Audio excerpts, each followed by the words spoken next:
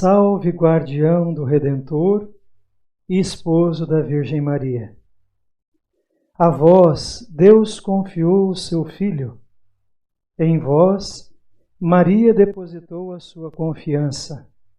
Convosco Cristo tornou-se homem.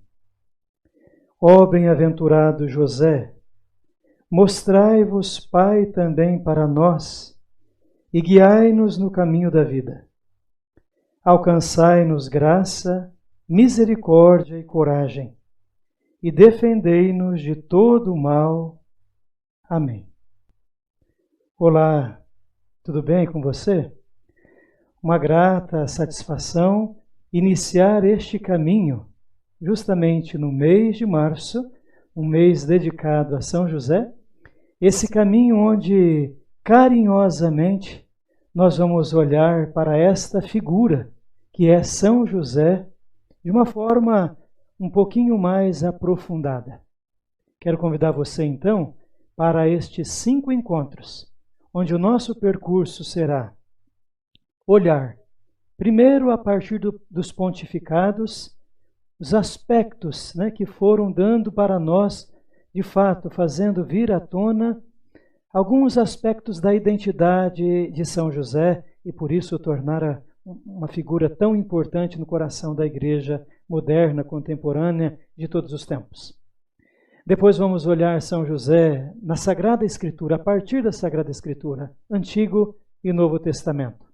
Por fim, olhar São José na história da igreja, de maneira especial, alguns elementos que os livros apócrifos nos apresentam, e depois, a partir do decreto do Papa Francisco, olhar então essa devoção tão perto, tão próxima de todos nós. Como nós sabemos, São José é uma figura muito querida por todos nós. Veja só, quantas capelas, quantas paróquias, quantas catedrais o leva como seu padroeiro, o tem como seu padroeiro. Quantas cidades o tem como padroeiro da cidade, sítios, fazendas, comércio, um carinho todo especial, sempre com São José. Quantos homens e mulheres também, dada a vocação de São José na Sagrada Escritura como pai adotivo de Jesus, quantos nomes, homens e mulheres, receberam dos seus pais, padrinhos, avós, seus cuidadores, o nome de São José e o tem como protetor. E quantos de nós, que embora não esteja no nosso nome a figura de São José, nós o temos carinhosamente como o nosso padroeiro. Como isso é importante? É importante porque ao proclamar, dia 8 de dezembro de 2020, o ano de São José, nós não podemos ter a presunção de querer dizer, agora começa uma reflexão sobre a pessoa de São José, são poucas coisas escritas, nós não temos muitos elementos. Pelo contrário, nós temos bibliotecas no mundo com mais de 20 mil títulos, ou seja, um acervo incrível sobre esta figura emblemática no coração da igreja, que é São José. E agora a provocação que eu faço a todos nós é de olharmos para alguns papas, sobretudo papas que escreveram, contribuíram um discurso, um motu próprio, um decreto, uma carta sobre a história de São José. E eu convido você agora então a olharmos juntos a história, porque olhar esse perfil do Papa, dos papas, por exemplo, é nós sairmos daquela devoção rasa para algo mais profundo, olhando o Papa na sua história. Às vezes a gente pode incorrer no erro de pegar um fragmento, um pensamento e jogar nas redes, criticando, olha, o Papa tal falou isso e aquilo, totalmente fora de contexto. Então vamos tentar olhar um pouquinho essa moldura do Papa, porque ali e por conta daquela realidade ele escreve tais documentos. Olhemos o nosso primeiro Papa, que é Pio IX. Pio IX é o Papa de número 255, italiano, nasceu no dia 13 de maio de 1792, Ele tinha 54 anos quando ele foi eleito Papa, no dia 16/6/1846. É um dos pontificados mais longos. Também muito difícil, encontrou muitas coisas, né? Mas ele vai incentivar muitas missões, Índia, Japão, China, Polo Norte, né? Vai incentivar muito. Vai também propor uma liberdade da imprensa, dos judeus, e como falamos de estados pontifícios, ele vai incentivar a construção das ferrovias. Bem, quando falamos em estado pontifício, né? Nós então vamos viver um dos momentos mais tensos da história desse pontificado, quando o rei Vítor Emanuel, ele quer unificar a Itália, e ao unificar então ele incorpora Roma à Itália. E aí então a perda dos estados pontifícios, e o Papa não aceitando toda essa estratégia, ele vai se considerar um prisioneiro do Vaticano até a sua morte. Bom, no tecido, né, desse pontificado, ainda nós temos um Papa que condenou as sociedades secretas, maçonaria, condenou o comunismo, o socialismo, o liberalismo. Dois elementos, dois eventos importantes, é o Papa que convoca o Concílio Vaticano I. É um concílio curto por conta de batalhas, guerras, mas é um concílio que gestou também um dogma, o dogma da infabilidade papal. No documento, só tivemos 2 documentos desse concílio, e um deles é Pastor Eternus, onde que está esse dogma da infabilidade papal. E o outro evento importante é que no dia 8 de dezembro de 1854, então o Papa Pio IX ele proclama o dogma da Imaculada Conceição de Maria. No ano 2000, o Papa, hoje São João Paulo II, irá beatificá-lo. Agora, o que nos interessa de mais próprio, né, do nosso tema de São José? Agora você sabe por que nós começamos com o Papa Pio IX. Porque foi ele que vai aceitar da Sagrada Congregação dos Ritos um decreto chamado Quem Modum Deus, ou seja, do modo de Deus. Esse decreto que propunha e promulga São José como padroeiro da Igreja Universal, da Igreja Católica, colocando como uma festa forte, solene, todo dia 19 de março. O contexto desse decreto ele é muito importante, muito interessante, porque dada tantas perseguições, tudo aquilo que nós colocamos, comunismo, socialismo, liberalismo, perda dos estados pontifícios, ou seja, os inimigos da igreja vão achar que venceram e o inferno prevaleceu, venceu a igreja. Para eles a igreja está destronada, acabada. E a arma que a igreja vai usar é justamente nesses momentos tensos de divisão, ela vai usar a arma que é essencial do Evangelho, que é um desejo, é dom de Deus, que é a unidade. Ela vai dar voz a essa unidade. Em que sentido? Vão chegar no Vaticano, para o Papa Pio IX, muitas cartas dos bispos do mundo todo, dizendo assim: Santo Padre, São José é o modelo. Por que não proclamá-lo padroeiro da igreja, como aquele que vai nos ajudar, incentivar e, mais do que tudo, guardar a casa? Porque ele continua a guardar esta casa que é a igreja. Olha que forte isso! Em meio a tantas tormentas, dificuldades, é que nasce então esse documento. Então, vamos dar uma olhadinha agora num dos textos do documento que apresenta para nós um pouco essa motivação do Papa Pio IX. Estando Deus para enviar à terra o seu Filho unigênito, Salvador do mundo, escolheu José. O fez senhor e príncipe de sua casa e propriedade, e o elegeu guarda dos seus tesouros mais preciosos.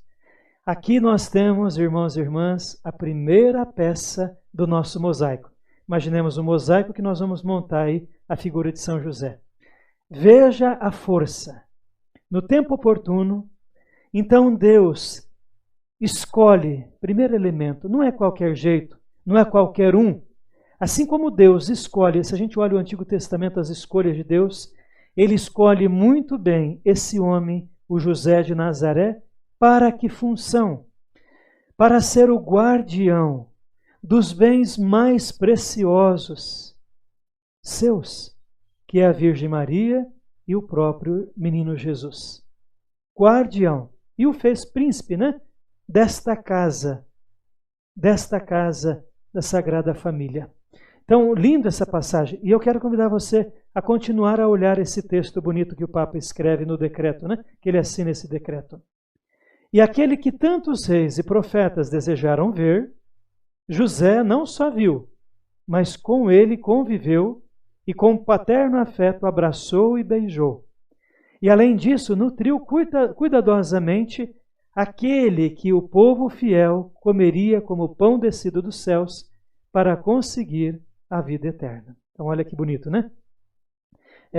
O guardião, o cuidador é aquele que provê também, que alimenta, que sustenta. E aqueles profetas, reis e tantos desejaram ver, José não só o viu, mas o adorou, o beijou, o abraçou, ou seja, viveu essa realidade paternal e alimentou aquele que um dia se tornaria o alimento de toda a sua casa, ou seja, pela Eucaristia, o corpo e sangue do próprio Jesus, como o nosso alimento. Tão belo isso, não é verdade? Muito belo. Depois nós temos ainda uma carta apostólica, que é o nome dela também em latim, Inclitum Patriarcham, do dia 7 de julho de 1871, que coloca que José realizou tudo isso por graças de Deus, escolhido e agraciado por Deus. E nos ajuda, né? Ajuda muito a também nos abrirmos à graça. São José teve uma grande, a partir desta decreto e desta carta, uma difusão muito grande no coração da igreja em tempos muito difíceis. E agora então quero convidar você para olharmos juntos o nosso segundo Papa, Leão XIII. Quem foi Leão XIII? Leão XIII é o Papa de número 253. Também italiano, nasceu no dia 2 de março de 1810.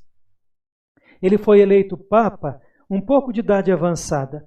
Era uma daquelas eleições assim, meio que, vamos eleger alguém temporariamente. O momento não era nada favorável, era um momento muito difícil da história, e elege então um Papa de idade avançada, para a época, 68 anos, saúde debilitada. Mas os caminhos de Deus são diferentes. Esse Papa, que era para ser temporário, ele vai governar a igreja por 25 anos. Olhemos então um pouquinho o tecido histórico do Papa Leão XIII.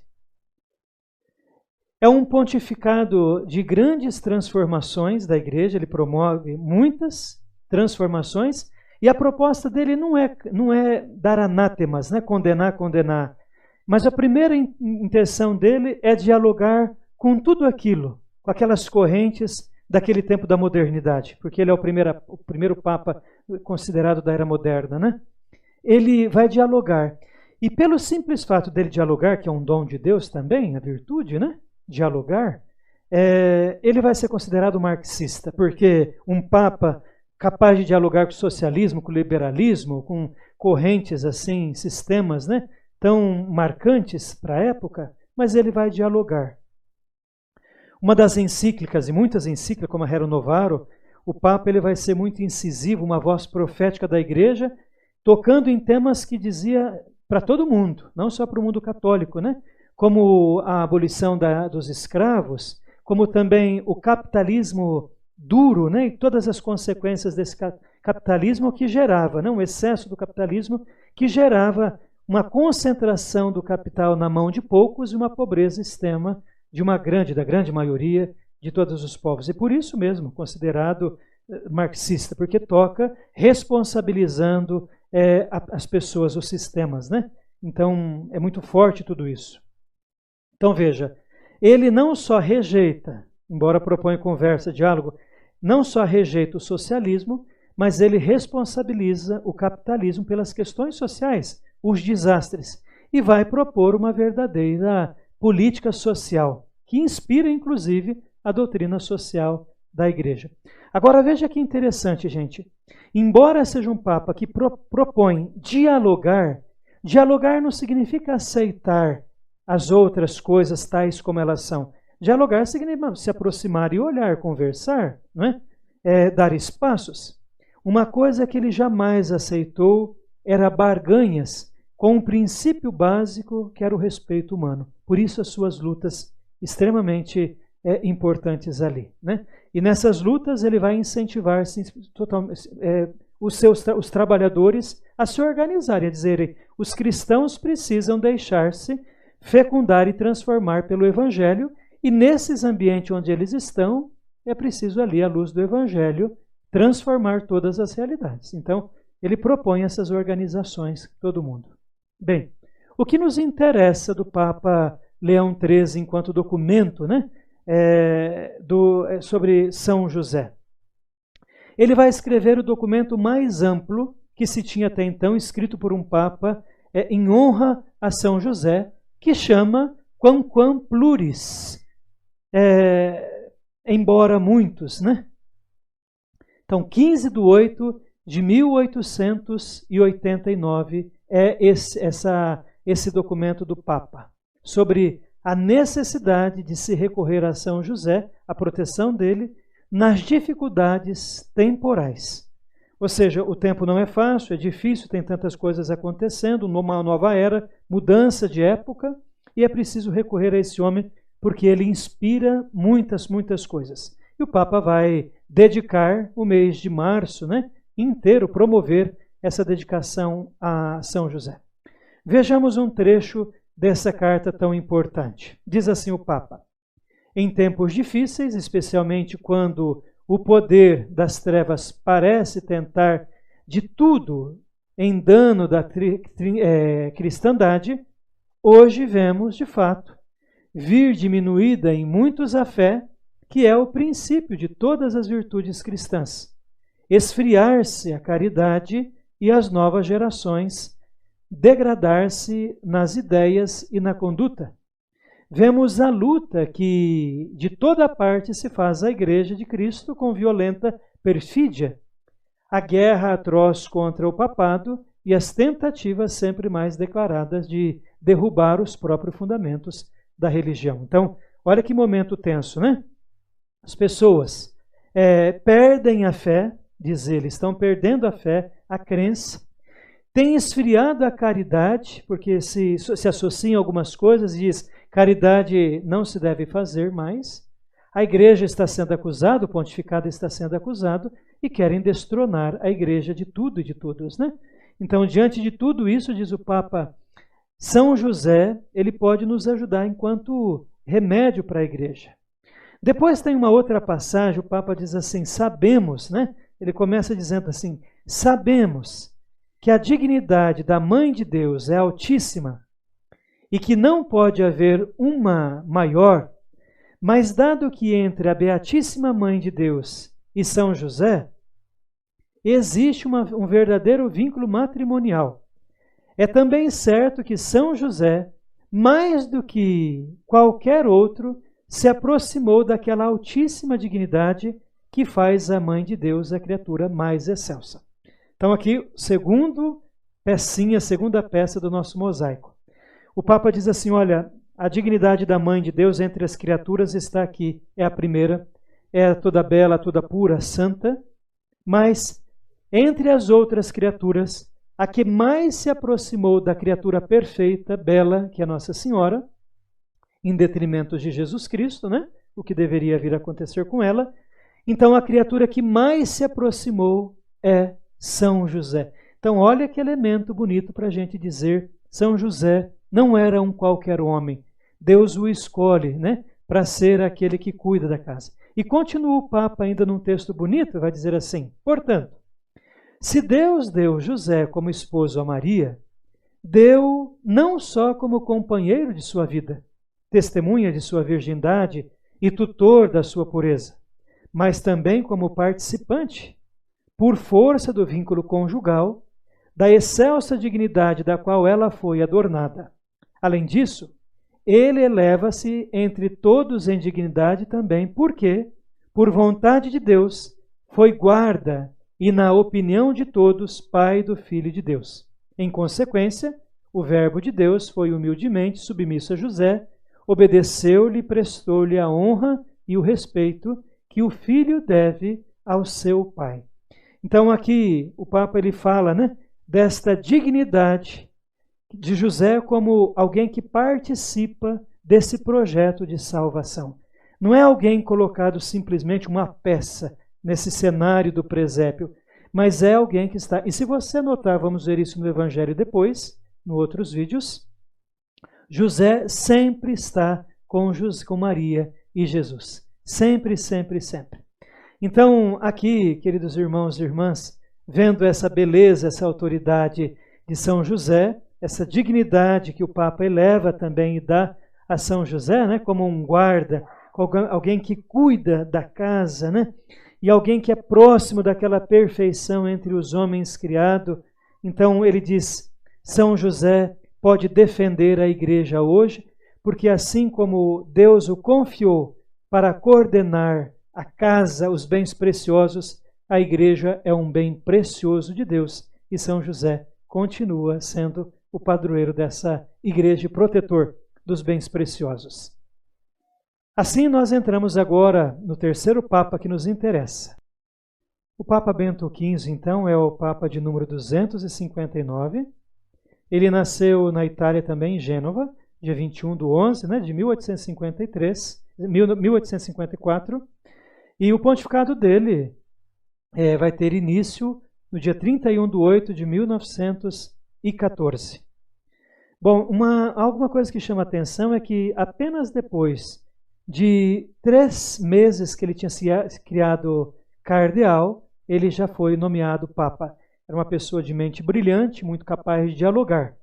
Como o mundo está na iminência já, né, da Primeira Guerra Mundial, ele vai ser uma voz muito forte e eleito justamente como alguém que pudesse fazer de um diálogo com o mundo e, sobretudo, com os governos que estavam naquela guerra. Então, ele vai ser uma pessoa muito importante, uma voz forte. Agora, dois elementos que faz a gente olhar o tecido da dificuldade desse pontificado, para a gente entender também por que escolhe e ele escreve sobre o São José, é esse. Primeira Guerra Mundial, famílias totalmente ficam desestruturadas, desassistidas, porque os homens, os jovens vão para a guerra e não voltam mais. Então, muitos órfãos, muitas viúvas, muitas pessoas mutiladas, né? Traumatizadas, psicologicamente comprometidas. Então, esse é o cenário do rebanho do Papa Pio XV. Se não bastasse isso, 1918, 1919, a humanidade vai atravessar mundialmente a tragédia da gripe espanhola, que dizima, né, milhões de pessoas. Então, olha que situação triste, né? E nesse sentido, o Papa, então, ele vai incentivar o progresso das pessoas, dizendo assim para todos, né, os governos, olha, agora que a guerra acabou, nós precisamos socorrer e promover a dignidade das pessoas pobres, promovendo a vida delas. Então, por isso, ele vai escrever, né, nos 50 anos depois da promulgação do Papa, de José como patrono da igreja, uma encíclica que significa bonum sane, para dizer, foram 50 anos muito bons, onde nasceram um convento, instituições, orfanatos, instituições de leigos, que cuidavam dos órfãos, dos pobres, das viúvas, e agora essas instituições seriam, de fato, uma presença viva do Evangelho e da Igreja no socorro nessas horas tão difíceis. E o Papa, então, escreve esse moto próprio, chamado Bonum Sane, do dia 25/7 de 1920, que é para incentivar a devoção de São José depois desses 50 anos como padroeiro da Igreja. Uma primeira citação desse moto próprio que eu chamo a atenção e gostaria que nós lêssemos juntos é esta aqui. Dado que o flagelo da guerra se abateu sobre as pessoas quando elas já estavam profundamente infectadas pelo naturalismo, isto é, por aquela grande peste do século que, onde se enraiza, diminui o desejo dos bens celestes, apaga a chama da caridade divina e retira do homem a graça salvadora e elevadora de Cristo, é que, tolhida dele a luz da fé e deixadas as solitárias e corrompidas forças da natureza, o abandona à mercê das mais insanas paixões. Então, olha só o Papa, né? Ele também chama atenção para isso, para dizer, olha, não é só a gripe, não é só a guerra, mas esse pecado que tira. O homem, às vezes, ele se associa a algumas coisas, né? É algumas sociedades secretas, diz o Papa, alguns sistemas sociais, e tira tudo isso a sua fé. Ele perde a fé, perde a caridade, perde aquilo que Deus dá, né? A graça da salvação. Ele volta a ser um animal, né? Quando um animal, no sentido de dizer, não está usando a razão, porque perdeu esse princípio do elemento da fé e tudo mais, é preciso dar um passo e é preciso voltar à graça de Deus. E continua então o Papa para falar desse incentivo, de uma mudança de mentalidade e comportamento que a devoção pode trazer. Diz assim o Papa: agora, pelo mesmo motivo, ou seja, para recordar o dever aos nossos fiéis que estão em toda parte e ganham o pão com o trabalho, e para conservá-los imunes do contágio do socialismo, o inimigo mais implacável dos princípios cristãos, nós, com grande solicitude, propomos a eles, de modo particular, São José, para que o sigam como guia e o honrem como celeste patrono. Então, olha que beleza e que chamada de atenção. O Papa está dizendo assim, olha, irmãos, nós estamos saindo de uma guerra, de uma gripe espanhola, mas nós não precisamos entrar na crista da onda do mundo, não. Não podemos esquecer o céu. Não podemos esquecer as balizas da nossa fé. Nós temos um caminho, o caminho é do Evangelho. O Evangelho nutre, assim como nós olhamos São José como modelo, que é um homem justo, que honrou a casa dele, mesmo vivendo em momentos difíceis, também de perseguição, de fuga, de trabalho. Alguém que nutriu a sua casa com o pão de cada dia com dignidade, também esse é o referencial para o homem e a mulher, e sobretudo na época são os homens, né? Os provedores que saíam para trabalhar e para ganhar o pão de cada dia. Sobretudo aqueles que saíam das cidades, dos estados, até mesmo da Itália, para ganhar o pão de cada dia, diz assim, não se perca, ele é modelo de castidade, é modelo de trabalhador, é modelo de virtudes, né? É um pai zeloso, então diz, não nos percamos. Ao ponto que ele diz assim, as nossas famílias, olha que lindo isso, ao ponto que as nossas famílias buscarem o exemplo de São José, essas famílias elas serão na sociedade como um novo sangue circulando nas veias dessa sociedade.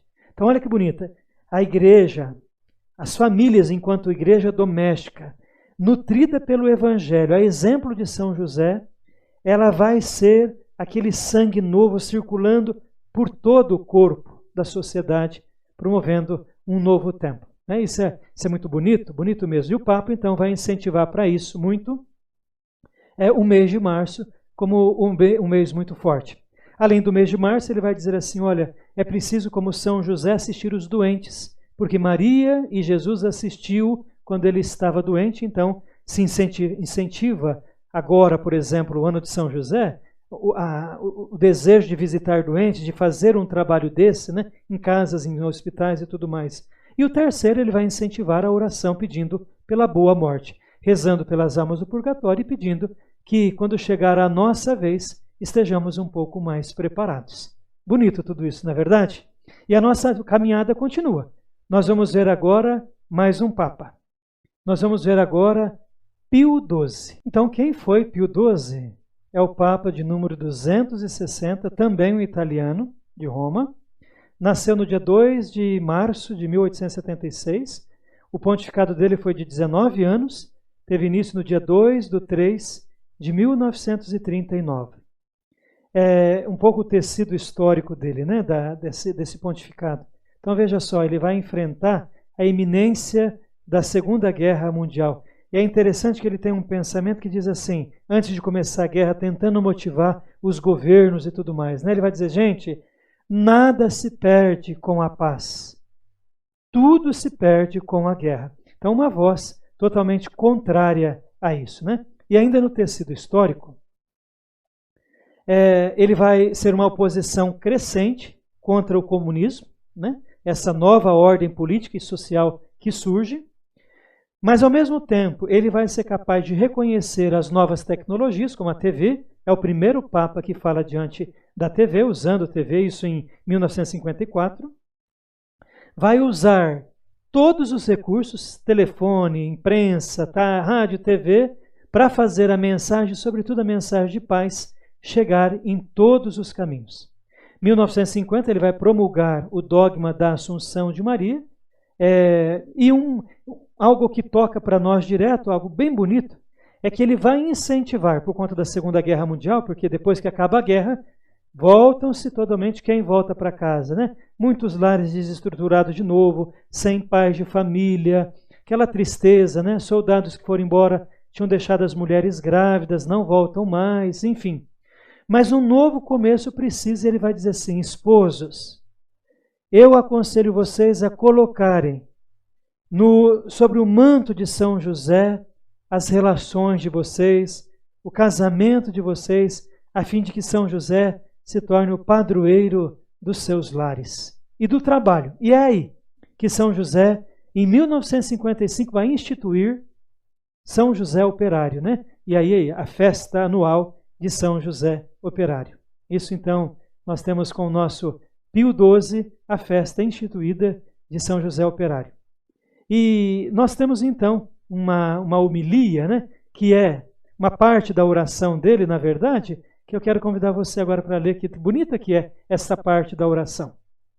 Permanecei conosco, ó São José, nos nossos momentos de prosperidade, quando tudo nos convida a gozar honestamente dos frutos de nossas fadigas. Mas, sobretudo, permanecei conosco e sustentai-nos nas horas de tristeza, quando parece que o céu quer fechar-se sobre nós e até os instrumentos de nosso trabalho vão escapar de nossas mãos. Tão bonito esse pensamento do Papa, né? Colocando nesse momento de dor, de sofrimento, de tudo isso, né? Quando tudo parece, sabe aquele momento difícil da sua vida? Quando tudo parece, bom, eu vou me enveredar desse jeito, porque parece que as pessoas que fazem o mal, que puxam o tapete uma das outras, que roubam, que traficam, elas parecem ter mais sucesso. Quando tudo isso parece ser uma tentação de jogar a toalha e abandonar a casa, ele diz: volte para São José, tome ele como modelo e veja como esse justo, honesto trabalhador, ele construiu e edificou a sua casa porque ele pensava e edificava um bem muito maior, que era a eternidade e não somente a temporalidade das coisas. Tem um discurso dele também, de uma das solenidades de São José, no dia 1º de maio de 1955, falando, apontando as desigualdades de tudo, ele vai dizer assim: se nós queremos ser próximos a Cristo, andemos a São José. Olha que bonito. Eu acho isso incrível, né? Podíamos até encerrar aqui com isso. Se você quer se tornar próximo de Jesus, vá até São José e aprenda com ele. Não é bonito isso, gente? Se você quer se aproximar de Cristo, vai a São José. São José está próximo de Jesus Cristo. Bem, se você notou, até aqui, esses papas que nós vimos, são os papas que antecedem o Concílio Vaticano II. No próximo vídeo, nós vamos falar então de alguns papas: João XXIII, Paulo VI, João Paulo II, Bento XVI e Francisco. Encerrando aqui a visão dos papas, agora no pós-concílio Vaticano II. Um beijo na sua alma, bons tempos, que São José, nesse tempo também que nós vivemos de pandemia, um pouco de tristeza e tudo mais, voltemos a São José se queremos estar mais próximo de Jesus Cristo. São José, valei-nos.